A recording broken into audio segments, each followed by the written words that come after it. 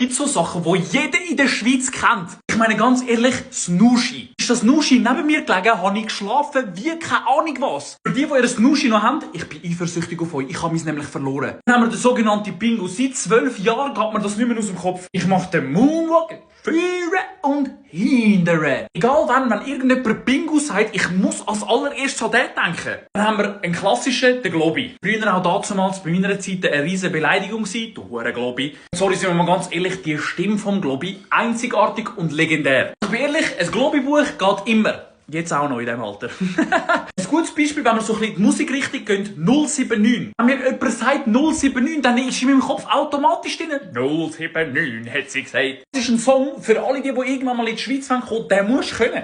Dann hast du noch einen Songwriter, den Money Matter. Ich habe ein Zündhölzchen angezündet. Ich bin eigentlich dafür, dass du bei einem Einbürgerungstest eigentlich auswendig können, den Song. Also wenn du Schweizer Pass willst, einfach den Song singen und dann... Ah, ist gut, ja. Ich meine, mit der, was muss man so wirklich kennen in der Schweiz? Also stell dir mal vor, man kommt in die Schweiz und was sind so die ersten paar Sachen, die man so wirklich muss kennen? So legendäre Sachen halt, die wir alle gleich haben. Ja, und wenn man keine Aromatie hat, ja, dann weiss ich auch nicht, was los ist.